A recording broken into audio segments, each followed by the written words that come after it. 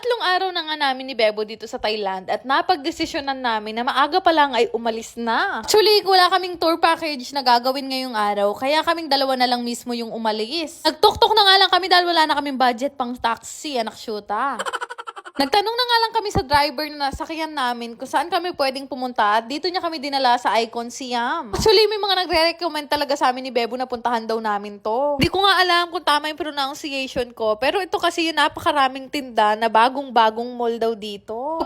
Pagpasok pa nga lang namin, bumunga na agad sa amin yung floating market dito sa loob ng mall. Dahil hindi talaga kami nabigo dahil napakaraming nagtitinda ng pagkain. Buti na lang talaga hindi ako nag-crop top, mukhang bubusar gantiyan ko mamaya.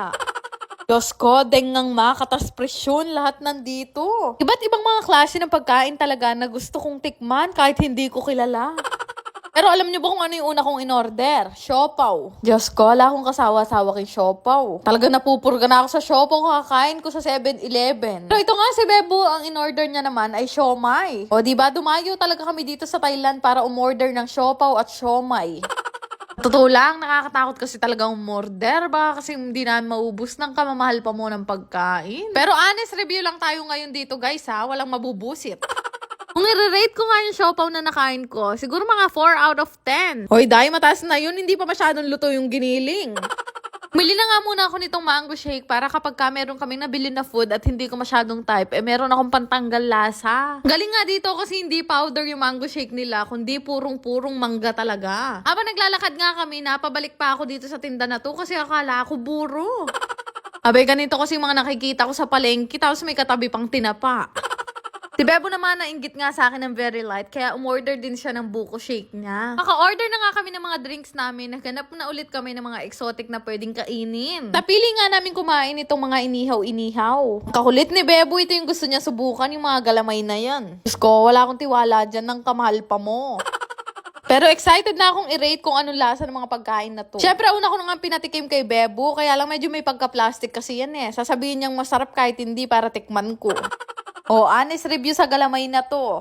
Sorry, 1 out of 10. Malansa, parang kakagaling lang sa aquarium. Next naman itong bilog na parang squid ball. Ay, gusto ko to. 6 out of 10. Masarap tong ilagay sa pansit. Sabi nga ni Bebo, gusto din daw niyang i-rate. Kaya naman pinakain ko na rin sa kanya. Pero lahat naman kasi nang ipakain mo dyan, 10 out of 10. Plastic yung mag-review yon. After nga nakita namin to na parang dumplings na meron daw salted egg sa loob. Pumili nga lang kami ng konti at gusto lang talaga namin matikman. Bali, nilagyan nga lang din nila ng sauce at bawang sa taas. Kalupa naman siyang masarap, kaya naman i-rate na rin natin. Kung i-rate ko nga to, siguro 3 out of 10. Masarap siya sa una hanggang pangalawang kagat, pero pag patagal na patagal, lumalasa na siyang feeds. Gulat nga ako dito sa mga manok na turugo, ba't naman ganito ihawin? Nakabisaklat. May sambut yaruguing manginasal Kenny.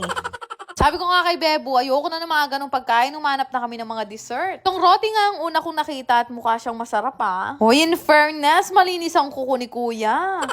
Napili ko nga ay Nutella with banana and egg. First time ko nga lang tumatitikman at kalupa siyang masarap. Kung fried na nga nila to, nilagyan na agad nila ng Nutella. Legit yung Nutella na amoy ko. Medyo mahal nga lang to dahil 120 baht yata to. Pero excited na nga akong kainin, kaya lang titikman ko, mas nauna pa sa akin si Bebo. O ayan, may pali katuloy. Tingnan natin kung totoo yung sinasabi ni Bebo na napakasarap ka, no? Iban ko muna nga dahil sobrang init niyan, guys. Ay, shit. 100 out of 10. Diyos ko, napakasarap niya. As in, solid na solid yung pagkakakombination ng Nutella at banana. Dahil sa sobra kong daming nakain, nangangapatakla na ako at nagpunta na ako dito sa CR. Muna nga, lumabas pa ako dahil akala ko hindi to CR ng kaganda. Diyos ko, tingnan nyo naman ay, kargado ng chandelier.